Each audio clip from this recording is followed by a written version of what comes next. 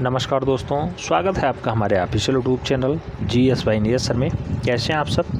मैं उम्मीद करता हूं स्वस्थ होंगे, मस्त होंगे, अपनी तैयारी में व्यस्त होंगे। बेटा कल का वीडियो जो है सिंधु घाटी सभ्यता से संबंधित था। हम लोग पढ़ रहे थे TGT आर्ट यानी ट्रेंड ग्रेजुएट टीचर का आर्ट वाला पोर्शन पढ़ रहे थे। पहला चैप्टर कंप्लीट हो चुका था। भारत का प्रागैतिहासिक कला केंद्र हमने अच्छे से पढ़ा। उसकी वीडियो अगर नहीं देखी है, वीडियो ज़रूर देख लीजिए। अब हमने दूसरा चैप्टर देखा सिंधु घाटी सभ्यता की कला।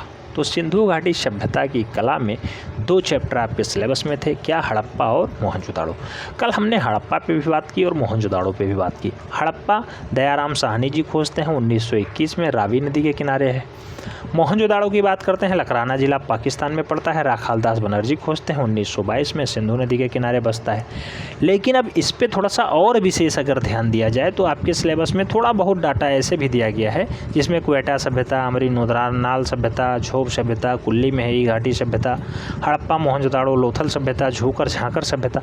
तो ये कुछ आपके सिलेबस में अतिरिक्त आ जाता है। एक आध बार प्रश्न यहाँ से भी पूछ लिया गया है, इसलिए आज हम लोग पूरा एक तरफ से देखने का प्रयास करेंगे। कल हमने क्वेटा सभ्यता देखा था और अमरी नूदरानाल सभ्यता को देखा था, जिसमें 3000 ईसा पूर्व से 1800 ईसा पूर्व के मध्य का इतिहास था। और जिसमें आपने देखा था अमरी नूदरानाल में तो मूल रूप से अमरी, पिंडरी और लोहरी गाजशाही का जो है कुछ विशेष आभूषण प्राप्त हुआ था। ये था अमरी नूदरानाल सभ्यता। छोटा सा कार्यकाल था, इससे क्वेश्चंस बने थे। आज के इस वीडियो में झोब सभ्यता देखेंगे, कुल्ली देखेंगे, हड़प्पा देखेंगे, झूकर झांकर देखेंगे। ठीक है, तो आज का ये वीडियो बहुत ही हेल्पफुल होने वाला है सिंधु घाटी सभ्यता की कला के लिए। आइए स्टार्ट करते हैं। अगर बात करते हैं झोब सभ्यता की, तो झोब सभ्यता का काल कब से रहा है? 4000 ईसा पूर्व से 2500 ईसा पूर्व, यानी से 1500 सालों का इतिहास यहाँ पे है। और इसमें हमें देखना क्या है? सबसे ज़्यादा कला के तत्व क्या क्या प्राप्त हुए हैं, तो आइए देखते हैं। बलूचिस्तान के उत्तर में झोब नदी घाटी के अनेक पकाई मिट्टियों की मूर्ति प्राप्त हुई हैं। पकाई मिट्टी वही लाल मिट्टी के बर्तन हो जाते हैं। लाल और काले रंग के ज़्यादातर प्रयोग किए जाते हैं इसमें रंग, इसलिए पकाई मिट्टी के हो जाते हैं। तो थोड़ा सा जो है मिट्टी रंग बदल देती है अपना, थोड़ा सा मजबूतियाँ भी इसमें आ जाती हैं। आपके आसपास अगर कहीं पे भी चाक का काम होता है तो आप देखते होंगे ऐसे बर्तन मिलते रहते हैं, बनते रहते हैं। ठीक है, तो पकाई मिट्टी के बर्तन यहाँ पे खूब प्राप्त हुए हैं। कहाँ पे? झोब सभ्यता में, जिसमें प्रमुख रूप से कुबड़दाड़ साँड़ प्राप्त हुआ है। और कुबड़दाड़ साँड़ संख्या में तो बहुत कम मिले हैं, लेकिन ये कुल्ली में प्राप्त साँड़ के समान ही हैं। कुल्ली में प्राप्त साँड़ों की मूर्तियों के समान ही हैं, ध्यान रखना है। आगे अगर बात करते हैं साँड़ की विशेषता क्या रही है, तो कुल्ली से प्राप्त साँड़ों की मूर्तियों में मांस लता ज़्यादा दिखाई देता है। मांस लता का मतलब है थोड़ा हिष्ट पुष्ट दिखते हैं, हैवी बॉडी में दिखते हैं। ठीक है, और साथ ही साथ परियानो घुंडई के एक मूर्तिखंड में घोड़े का अग्रभाग प्राप्त हुआ है। तो परियानो घुंडई में क्या प्राप्त हुआ है? घोड़े का आगे वाला हिस्सा प्राप्त हुआ है। साथ ही साथ यहीं पर एक सिर रहित साँड़ भी प्राप्त हुआ है। सिर रहित साँड़ कैसा दिखाई देगा? तो जब सिर है ही नहीं तो इस टाइप से साँड़ दिखाई देगा, और इसमें सिर है ही नहीं, ये इस टाइप से पैर हो गए, लेकिन सिर आगे है ही नहीं। तो जब सिर ही नहीं है तो सिर रहित साँड़ भी प्राप्त हुआ है। कहाँ पे प्राप्त हुआ है? तो ये ध्यान रखना है, झोब सभ्यता में प्राप्त हुआ है। आगे अगर हम लोग बात करते हैं तो सिर रहित साँड़ की मूर्तियां भी ऐसे मिल चुकी हैं, साथ ही साथ जिनके पैर बहुत ही छोटे होते हैं और शारीरिक बनावट स्वस्थ होती है। इसीलिए कहा गया है, क्या कहा गया है? कहा गया है मांस लता ज़्यादा दिखाई देती है। मांस लता यानी स्वस्थ साँड़, हिष्ट पुष्ट साँड़ बढ़िया से दिखाई देते हैं। ठीक है, तो ऐसे चित्र मिल चुके हैं। जिनके पैर बहुत छोटे हैं और शारीरिक बनावट स्वस्थ है। यह अग्रभाग से पूंछ तक तथा 8 इंची लंबाई है। ये ध्यान रखना है, आगे से पूंछ जो है लंबी चौड़ी है, उनकी जो लंबाई चौड़ाई है वो 8 इंच लंबी है, लगभग 8 इंच। ठीक है, तो ये डाटा याद रखना है। आगे बात करते हैं झोब घाटी से प्राप्त अन्य मृण मूर्तियाँ, जिसे हम लोग पकाई गई मिट्टियों की मूर्तियाँ कहते हैं। भग्ना अवस्था में है और उनका गठन भद्दा है। भग्नावस्था में यानी वस्त्र ना पहनने वाली मूर्तियाँ ऐसी दिखाई देती हैं, तो उन्हें मृण मूर्तियाँ कहते हैं। मृण मूर्तियाँ वही हैं जो पकाई गई मिट्टियों से बनाई जाती हैं। कुम्हार के यहाँ पका के जो बर्तन पका दिए जाते हैं, आप देखते होंगे उनका रंग कैसा हो जाता है, बदल जाता है। साथ ही साथ उसमें जो है कठोरता भी आ जाती है, यानी मजबूती भी प्रदान हो जाती है। तो ऐसे ऐसे जो है भग्नावस्था की मूर्तियाँ कहाँ प्राप्त हुई हैं, तो ये झोब सभ्यता में प्राप्त हुई हैं। 4000 ईसा पूर्व से 2500 ईसा पूर्व का इनका कार्यकाल है। आगे अगर हम लोग बात करते हैं तो पूछा गया है कि हाथ रहित इन मूर्तियों को कमर के नीचे तक बनाया गया है। हाथ है ही नहीं, मूर्तियां बना दी गई हैं, लेकिन कमर के नीचे तक बना दी गई हैं। इनका निचला भाग सपाट के रूप में दर्शाया गया है। सिर काले रंग से रंगा गया है, सिर को काले रंग से रंगा गया है तथा सिर पर सादा ढंग का टायरा श्रृंगार पट्टी बना दिया गया है। हाथ बनाया ही नहीं गया है। आप देखते होंगे जब आप बुक लिए होंगे किनकी, भारतीय चित्रकला एवं मूर्ति कला का इतिहास, तो आप दाएं कॉर्नर पे देख रहे होंगे एक औरत बनी हुई है, लेकिन उसके हाथ है। और उसी को अगर हम लोग हाथ ना देखें तो मूल रूप से टायरा श्रृंगार ऊपर पहने हैं, आप देख रहे होंगे उसे। और साथ ही साथ काले रंग का उसका सिर दर्शा दिया गया है, ऐसा भी है उसमें। ठीक है, तो ऐसी बनी हुई मूर्तियों का चित्र जो है भारतीय चित्रकला एवं मूर्तिकला के इतिहास में डॉक्टर रीता प्रताप मैम की बुक में ऊपर दर्शाया गया है। ठीक, आगे अगर हम लोग बात करते हैं तो आगे एक महत्वपूर्ण डाटा कई बार पूछा गया है। पारियानो घुंडई कायुदानी, तो पारियानो घुंडई कायुदानी तथा युगल घुंडई उपर्युक्त प्रकार के उदाहरण भी कहाँ मिले हैं, तो ये मूल रूप से झोप सभ्यता में मिले हैं। जिनके माथे चिकने हैं, नाक उल्लू की चोंच की जैसा है और आँख पे जो है पुतलियों के स्थान पे गहरे छेद बना दिए गए हैं। आँख की पुतलियाँ कॉर्नर पे होती हैं, ठीक है, और उन पे गहरे छेद दर्शा दिए गए हैं। ऐसा नहीं है कि पुतलियों को दर्शाया गया हो, उन पे गहरे छेद दिखा दिए गए हैं। नाक को उल्लू की नोक की तरह दिखा दिया गया है। माथे बहुत ज़्यादा बढ़िया चिकने दिखा दिए गए हैं। ठीक है, तो ये सब कुछ विशेषताएं हैं जो मूर्तियां प्राप्त हुई हैं उनकी। छाती की बनावट गोल है और स्तनों का अग्रभाग जो है यथार्थ ढंग से निर्मित है। तो ये महिलाओं के बारे में बताया जा रहा है कि उनकी छाती की बनावट एकदम गोल दर्शाई गई है, स्तनों का अग्रभाग जो है यथार्थ ढंग से निर्मित किया गया है। सिर पर पहना हुआ कपड़ा अत्यधिक भारी दिखाई देता है। जब आप रीता मैम की बुक देखेंगी, खुद देखेंगे, फ्रंट पेज पे आपके सामने कुछ चित्र दर्शाए गए हैं जिसमें ऐसे चित्रों का दृश्य दिखाई दे रहा है। आप देखते होंगे जो जो कहा गया है, स्तनों का अग्रभाग यथार्थ ढंग से निर्मित है, सिर पर पहना हुआ कपड़ा बहुत भारी दिखाई देता है, जो उनके गले में है वो पट्टा है, पट्टा भी है। ठीक है, तो उसी रूप से जो नाक है उल्लू की चोंच की तरह, बिल्कुल नाक आपको दिख रही होगी, उल्लू की चोंच की तरह दिखाई देती है। आप देख सकते हैं ऐसी मूर्तियाँ कहाँ पे मिली हैं, तो ऐसी मूर्तियाँ मूल रूप से झोप सभ्यता में प्राप्त हुई हैं। ठीक है, तो झोप सभ्यता में आपको क्या याद रखना है, यही 3-4 डाटा याद रखना है। क्या, जो मूर्तियां प्राप्त हुई हैं उनकी नाक उल्लू की चोंच की तरह है, स्तनों का अग्रभाग बढ़िया यथार्थ ढंग से दर्शा दिया गया है, सिर पर पहना हुआ कपड़ा बहुत ज़्यादा भारी दिखाई देता है, और साथ ही साथ पीरियानो घुंडई कायुदानी और मूल रूप से युगल घुंडई भी पाए गए हैं। सिर काले रंग से दर्शा दिए गए हैं और जो है सादा ढंग से उसके गले में पट्टा भी, टायरा भी डाल दिया गया है। ठीक है, तो ये है आपका झोप सभ्यता जो 4000 ईसा पूर्व से 2500 ईसा पूर्व तक है। फिलहाल आपके सिलेबस में तो ये नहीं शामिल है, लेकिन एक आधा बार जो है प्रश्न पूछा जा चुका है, इसलिए याद रखना है, क्योंकि ये भी आपके जो है हड़प्पा और मोहनजोदाड़ो के काल से ही संबंध रखता है। अब आगे आता है डाटा कुल्ली में ही सभ्यता की कला को। तो हम लोग कुल्ली में ही सभ्यता की कला को अगर पढ़ें तो 2800 ईसा पूर्व से 2000 ईसा पूर्व के मध्य कुल्ली में ही सभ्यता का काल रहा है। 800 सालों में पली बढ़ी और ख़त्म भी हो गई, तो 800 सालों का डाटा यहाँ पे दर्शाया गया है। अब कुल्ली में ही सभ्यता की अगर हम लोग बात करते हैं तो कुल्ली में ही सभ्यता में ही हम लोग देखें तो झोब के समकालीन ही मकरान के तट क्षेत्र में सभ्यता के चिन्ह प्राप्त हुए हैं।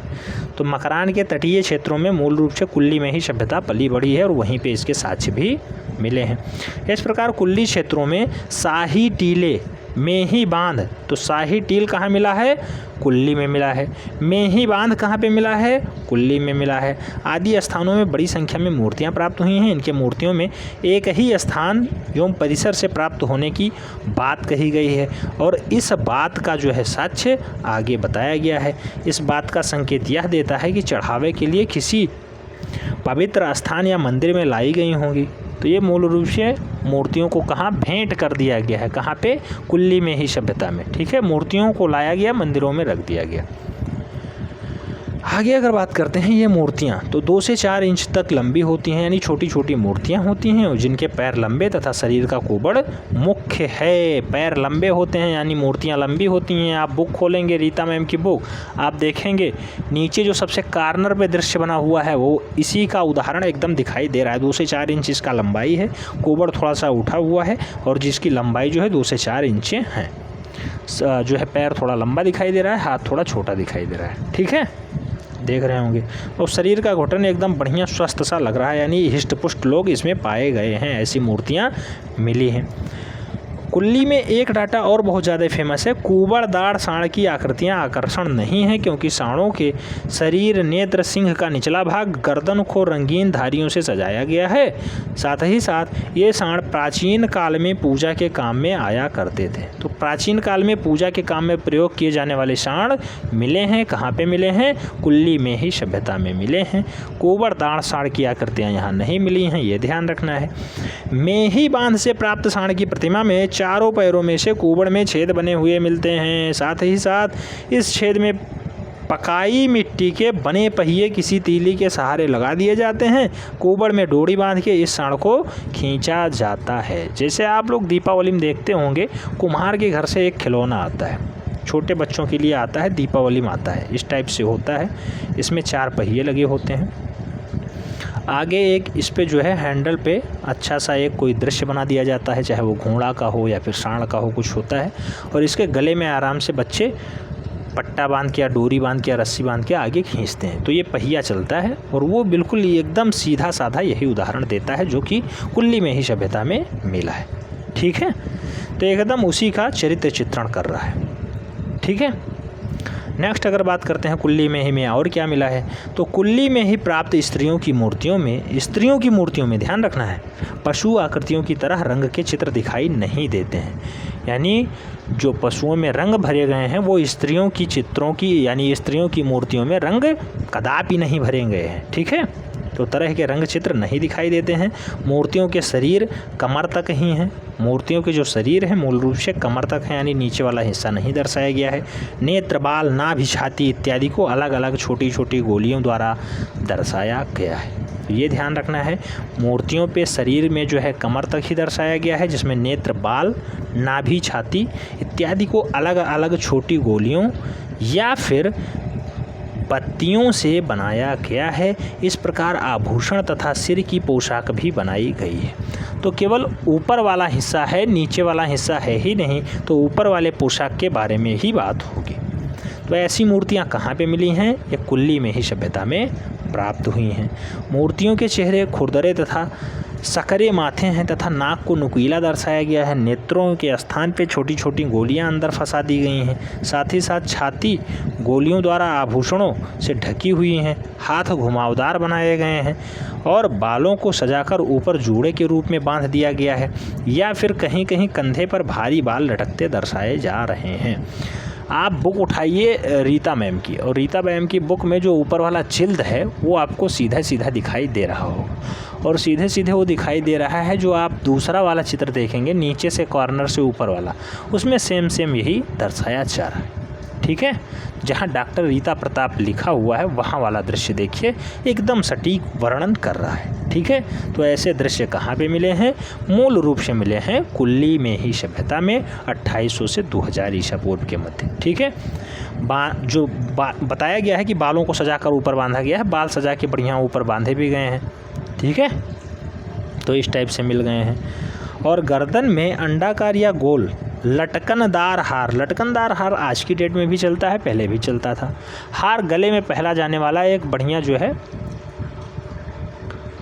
क्या होता है, तो एक जो है हार जो है गले में पहनने वाला एक सौंदर्य प्रसाधन है जिसे लोग पहनते हैं, और मूल रूप से स्वर्णकार के द्वारा बनाया जाता है। अब ये मूल रूप से उस टाइम बनाया गया था, ऐसी मूर्ति में दर्शाया गया है। तो लटकनदार हार है जो कहीं कहीं मणिकाओं के चौड़े गोलू बंद बनाए गए हैं। कुल्ली में ही सभ्यता से प्राप्त एक मूर्ति स्त्री 2 बच्चों से भुजाओं में लपेटे हुए यानी पकड़े हुए दर्शाई गई है। ये प्रश्न पूछा जा चुका है, ध्यान रखना है। एक स्त्री है, 2 बच्चों को दोनों साइडों से भुजाओं में पकड़े हुए दर्शाई गई है। कहाँ पे? कुल्ली में ही सभ्यता में। ठीक है, तो और डाटा आपको याद रहे या ना रहे, मूल रूप से आपको ये ज़रूर याद रखना है कि एक स्त्री है, 2 बच्चों को दोनों साइडों से भुजाओं में पकड़े हुए है। ऐसा दृश्यांकन कहाँ मिला है? तो मूल रूप से कुल्ली में ही सभ्यता में मिला है। कुल्ली में ही सभ्यता का कार्यकाल कब से कब तक रहा है? तो 2800 ईसा पूर्व से 2000 ईसा पूर्व रहा है। ठीक है, उम्मीद करता हूँ आप लोग ये अच्छे से समझ लिए होंगे। आगे पूछा गया है, सिंधु सभ्यता के लोग किससे परिचित नहीं थे? तो सिंधु सभ्यता के लोग तलवार को नहीं जानते थे क्या है, ठीक है, खड़ग को नहीं जानते थे। सिंधु सभ्यता से प्राप्त मोहरों पे आकृतियाँ किस प्रकार निर्मित हैं? तो बेटा सिंधु सभ्यता में जो मोहरें हैं उस पर मूल रूप से उभारी गई हैं, खोद के नहीं बनाई गई हैं, उभारी गई हैं, ऊपर बढ़ाई गई हैं। ठीक है, तो ऐसी मोहरें प्राप्त हुई हैं। सिंधुवासी किस वृक्ष की पूजा करते थे? डाटा इंपॉर्टेंट है, पूछा जा चुका है। मूल रूप से सबसे ज़्यादा जो ऑक्सीजन देता है पीपल वृक्ष की पूजा सिंधु घाटी सभ्यता के लोग किया करते थे। सिंधु घाटी सभ्यता के लोग किया करते थे। आगे अगर हम लोग बात करते हैं तो अब आगे आता है हड़प्पा, मोहनजोदाड़ो और लोथल से संबंधित कुछ महत्वपूर्ण डाटा, जिसमें हड़प्पा, मोहनजोदाड़ो और लोथल की सभ्यता की कला के बारे में हम लोग पढ़ेंगे। 2700 ईसा पूर्व से 1700 ईसा पूर्व के मध्य हम लोग डाटा देखेंगे। कुछ जगह ये 2750 से 1650 होता है, कई जगह 1750 होता है, तो ये भी कई जगह लिखा मिलता है, परेशान नहीं होना है। दोनों में से जो हो वही राइट आंसर हो जाएगा। ठीक है, कई बार पूछा जा चुका है हड़प्पा मोहनजोदाड़ो का कार्यकाल क्या है। कार्बन डेटिंग के अनुसार क्या है हड़प्पा का कार्यकाल? तो 2350 से 1750 हो जाएगा। अगर कार्बन डेटिंग में हड़प्पा का कार्यकाल पूछा जाएगा तो 2350 से 1750 का कार्यकाल हो जाएगा। ठीक है, ध्यान रखना है अगर कार्बन डेटिंग C14 से पूछा जाता है। अब हड़प्पा के बारे में हम लोग थोड़ा सा जानने का प्रयास करते हैं। हड़प्पा ये स्थल है बेटा, ये ध्यान रखना है। हड़प्पा कोई बहुत बड़ी चीज़ नहीं है, स्थल है, एक जगह है, ज़मीन का छोटा सा टुकड़ा है। इस संस्कृति का उदय ताम्र पाषाणीन पृष्ठभूमि से भारतीय उपमहाद्वीप के पश्चिमोत्तर भाग में हुआ है। हड़प्पा सभ्यता जो है ये कांस्य युगीन सभ्यता है, पूछा गया है। हड़प्पा सभ्यता कैसी सभ्यता है? कांस्य युगीन सभ्यता है। एवं इसकी संस्कृति कैसी है? तो हड़प्पा सभ्यता की जो संस्कृति है वो ताम्र पाषाणिक है। ताम्र पाषाणिक जिसे हम लोग प्राक हड़प्पन कहते हैं। तो संस्कृति ताम्र पाषाणिक है, जबकि सभ्यता कैसी है? तो कांस्य युगीन सभ्यता है। याद रखना है, दोनों में अंतर है, दोनों कई बार छप चुके हैं। जो हड़प्पा है इसका नाम जो है हड़प्पा संस्कृति पे पड़ा, क्योंकि इसकी जानकारी सबसे पहले 1921 में पाकिस्तानी में अवस्थित हड़प्पा नामक आधुनिक स्थान से प्राप्त होती है। कहाँ पे? 1921 में पाकिस्तान में प्राप्त होता है हड़प्पा। ठीक है, आगे जो हड़प्पा के बारे में कहा गया है वो ये कहा गया है कि भारतीय पुरातत्व विभाग के निर्देशक रहे हैं जॉन मार्शल साहब। उनके निर्देशन में राय बहादुर दयाराम शाहनी ने 1921 में हड़प्पा की खोज की। साथ ही साथ राखाल दास बनर्जी ने 1922 ईस्वी में मोहनजोदाड़ो की खुदवाई करवा दी। और अध्यक्षता किसने की या निर्देशन किसका रहा है? तो मूल रूप से जॉन मार्शल साहब का रहा है, जिसमें हड़प्पा को खोजने का श्रेय राय बहादुर दयाराम शाहनी को जाता है और मोहनजोदाड़ो को खोजने का श्रेय राखाल दास बनर्जी को जाता है। मोहनजोदाड़ो लरकाना जिला पाकिस्तान में पड़ता है, सिंधु नदी के किनारे है, जबकि हड़प्पा मोंटगोमरी जिला पड़ता है पश्चिमी प्रांत पाकिस्तान में। ठीक है, तो पश्चिमी पंजाब वाला क्षेत्र होता है पाकिस्तान का और वहाँ पे पड़ता है हड़प्पा। राय बहादुर दयाराम शाहनी खोज देते हैं, 1921 का सन होता है, नदी कौन सी है? रावी। आगे अगर हम लोग बात करते हैं तो आगे हड़प्पा के बारे में अगर जाने तो परिपक्व हड़प्पा संस्कृति का केंद्र मूल रूप से कहाँ पे रहा है? तो पंजाब और सिंधु में, मुख्यतः सिंधु घाटी में पड़ता है। यहीं से इसका विस्तार दक्षिण और पूर्व में भी हुआ है।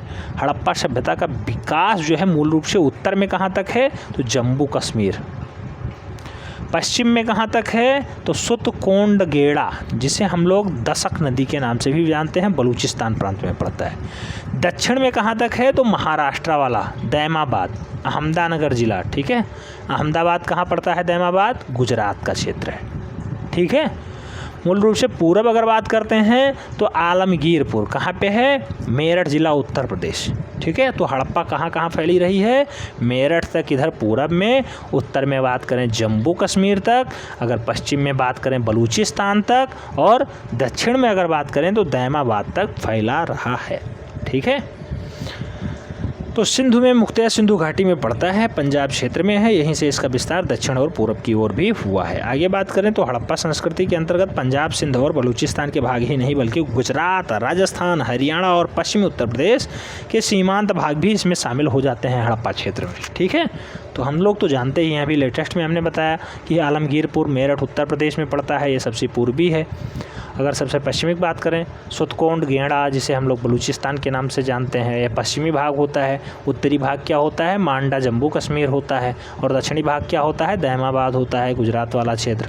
ठीक है, आगे अगर हम लोग बात करते हैं तो पूछा गया है इसका फैलाव उत्तर में जम्मू से लेकर के दक्षिण में नर्मदा के मुहाने तक और पश्चिम में बलूचिस्तान के मकरान तट से लेकर के पूर्व में मेरठ तक का फैला हुआ है, जैसा कि मैंने फैलाव पे पहले ही बताया था।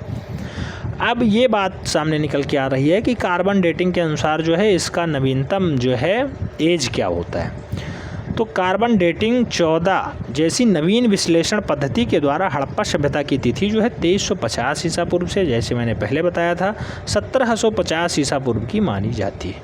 तो 2350 से 1750 ईसा पूर्व के मध्य की जानकारी मूल रूप से हड़प्पा सभ्यता में प्राप्त होती है। ठीक है, आगे अगर हम लोग बात करते हैं तो हड़प्पा की खुदाई में 3 क्या मिले हैं, तो आइए देखते हैं। हड़प्पा की खुदाई में 3 सहस्त्र प्राचीन योजनाबद्ध नगर प्राप्त हुए हैं, अनाज भंडारण प्राप्त हुआ है, स्नानागार प्राप्त हुआ है और मृण मूर्तियां प्राप्त हुई हैं तथा अन्य सामग्रियां भी कुछ प्राप्त हुई हैं। लेकिन जो पूछे गए हैं योजनाबद्ध नगर कहाँ मिले, हड़प्पम। विशाल अन्नागार कहाँ प्राप्त हुआ, हड़प्पा। स्नानागार कहाँ प्राप्त हुआ, हड़प्पा। मृण मूर्तियाँ कहाँ प्राप्त हुई हैं, हड़प्पा। ठीक है, तो ध्यान रखना है। यहाँ पर चित्रकारी के अनुमानतः मिट्टी के बर्तन भाड़ों से बने हुए असंख्य अलंकरणों से लगाया जा सकता है। मिट्टी के बर्तन भी यहीं से प्राप्त हुए हैं। मोहनजोदाड़ो सभ्यता की खुदाई में समाधियाँ प्राप्त हुई हैं, तालाब प्राप्त हुए हैं, स्नानागार प्राप्त हुआ है तथा 2 मंजिला मकान बनाने के अवशेष भी मिले हैं। मूल रूप से कहाँ पे मिले हैं, मोहनजोदाड़ो। मोहनजोदाड़ो लरकाना जिला सिंध प्रांत पाकिस्तान। ठीक है, राकालदास बनर्जी खोजकर्ता 1922 सिंधु नदी। याद रखना है, तुरंत इतना क्लिक करना चाहिए। अगर मोहनजोदाड़ो की बात करते हैं तो मोहनजोदाड़ो से मिट्टी को पका करके बनाया गया खिलौना मोहर भी प्राप्त हुआ है। कहाँ से, मोहनजोदाड़ो से, जिन पर उभारे गए बनाई गई पशुओं और आकृतियों को लिपि चिन्हित किया गया है। जो है खिलौने तैयार किए गए उसमें पशु की आकृति बना दी गई और साथ ही साथ उसमें कुछ लिख दिया गया, इसलिए इसकी लिपि के बारे में भी पता चल जाता है थोड़ा बहुत। ठीक है, किसके, मोहनजोदाड़ो के कार्यकाल की। अगर लोथल सभ्यता की हम लोग बात करते हैं तो लोथल सभ्यता बेटा या मोहनजोदाड़ो के अंतर्गत ही आती है। पुरातत्व विभाग ने मोहनजोदाड़ो से लगभग 600 मील दक्षिण पूर्व में सूरत के समीप लोथल नामक स्थान पर सन 1935 ईस्वी में उत्खनन के पश्चात प्रागैतिहासिक अवशेष प्राप्त हुए। यहाँ पर भी मोहनजोदाड़ो जैसे मिट्टी के बर्तन, खिलौने, जानवरों की मूर्तियाँ, बालोरी, पत्थर की छुरी, मानक बनाने के तमक्के, साथ ही साथ ऐसी सामग्रियां प्राप्त हुई हैं। यहाँ पर तांबे का बना हुआ एक हंस भी प्राप्त हुआ है। क्वेश्चन इंपॉर्टेंट है, नोट डाउन कर लीजिए। तांबे का बना हुआ हंस कहाँ मिला है, तो ये लोथल में मिला है। लोथल, राइट आंसर लोथल होगा।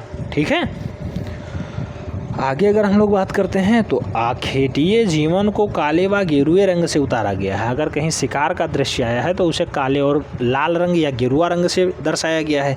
यहाँ उनकी आकृतियों के रेखीय प्रभाव को उतारने की अविश्वसनीय दक्षता प्रदर्शित की गई है। संभवतया 2-3 रेखाओं में वानवाकृतियों का निर्माण किया गया है। कभी कभी चौखुटे धड़ से मनुष्य को बरसाया गया है, यानी बनाया गया है। चौखटा धड़ मतलब इस टाइप से, सुडौल शरीर नहीं, इस टाइप से दर्शा दिया गया। ये इसका हेड हो गया, ये इसका जो है पृष्ठ वाला भाग हो गया और पेट हो गया, नीचे का भाग ये हो गया, ये है चौखुटा धड़। ठीक है, मनुष्य आकृतियाँ ऐसी मिली हैं। कहाँ पे मिली हैं, लोथल में मिली हैं, जिसमें कभी कभी तिरछी और कभी कभी रेखाएँ जो है पड़ी भी दिखाई देती हैं।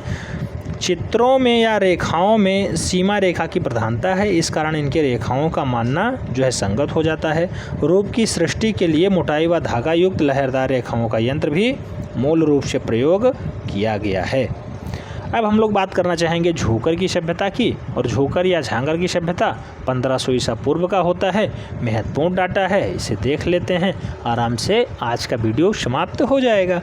झोकर की सभ्यता के अवशेष मोहनजोदाड़ो से ही 80 मील दूर जो है मूल रूप से नवाबशाह जिले के अंतर्गत मिल जाता है। और कहाँ पे मिलता है? सिंधु के चनहूदड़ों से प्राप्त होता है झोतर सभ्यता की जो है मूल रूप से अवशेष। ठीक है, तो नवाबशाह जिला झोकर सभ्यता के लिए फेमस है या फिर झांगर सभ्यता के लिए फेमस है। 1932 ईस्वी में श्री NG मजूमदार ने मिट्टी के अनेक मूर्तियों का परिचय पुरातत्ववेत्ताओं को कराया था। बाद में इसी जगह पर दूसरी जाति के लोग आए और भूरे रंग की मिट्टी के बर्तन बनाने लगे। इसे झांगर सभ्यता कहा गया। जब भूरे रंग के बर्तन मिलने लगे तो झांगर सभ्यता हो गई। ठीक है, तो ऐसे अवशेष झांगर सभ्यता के लिए जाने जाते हैं। कैसे? भूरे रंग के मिट्टी के बर्तन, इन्हें झांगर सभ्यता के नाम से पुकारा गया। झांगर में मिट्टी की पकाई कुछ अनेक मूर्तियों में मिली है, जिस पे यह अनुमान लगाया जा सकता है कि सिंधु नदी के विस्तीर्ण क्षेत्र में रहने वाले लोग एक निजी निवास सभ्यता का विकास कर चुके थे। ठीक है, तो सिंधु नदी के आसपास रहने वाले जो विस्तीर्ण क्षेत्र हैं उस पे मूल रूप से एक नई सभ्यता का जन्म हो चुका था, नई सभ्यता का विकास हो चुका था, जिसे हम लोग झोकर या फिर झांकर सभ्यता के नाम से जानते हैं।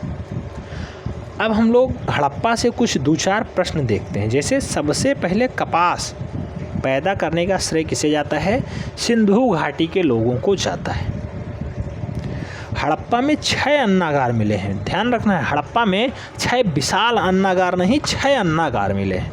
विशाल अन्नागार मोहनजोदाड़ो में प्राप्त होगा।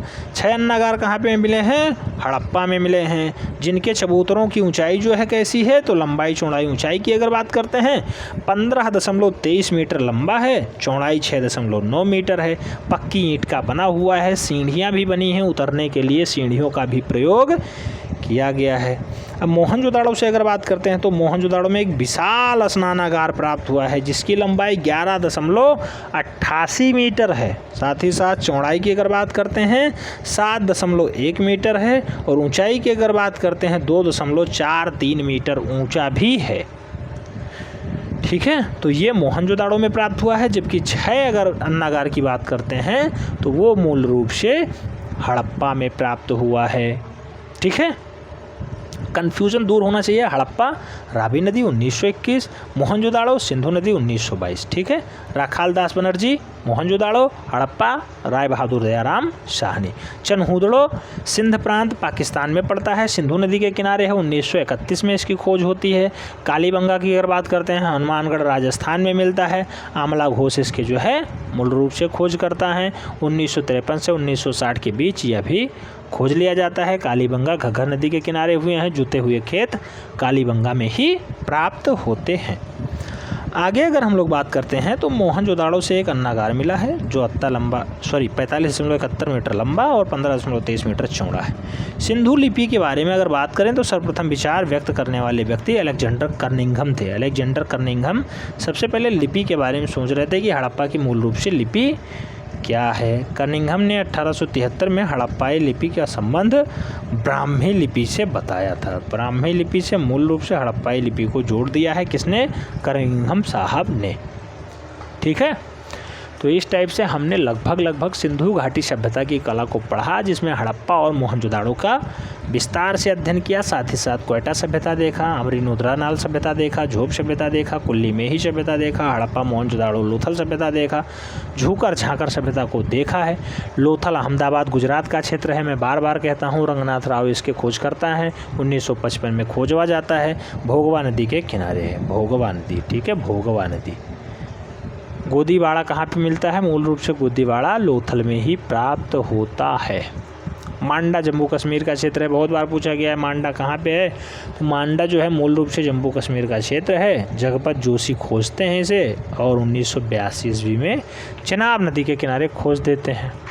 ठीक है, तो इस टाइप से हम लोगों ने जो है टीजीटी आर्ट का सिलेबस का जो है एक हिस्सा लगभग कंप्लीट कर दिया। अगर उसे हम लोग 4 भागों में बांटें तो 1/4 में पहला हिस्सा समझ लो लगभग ख़त्म हो गया।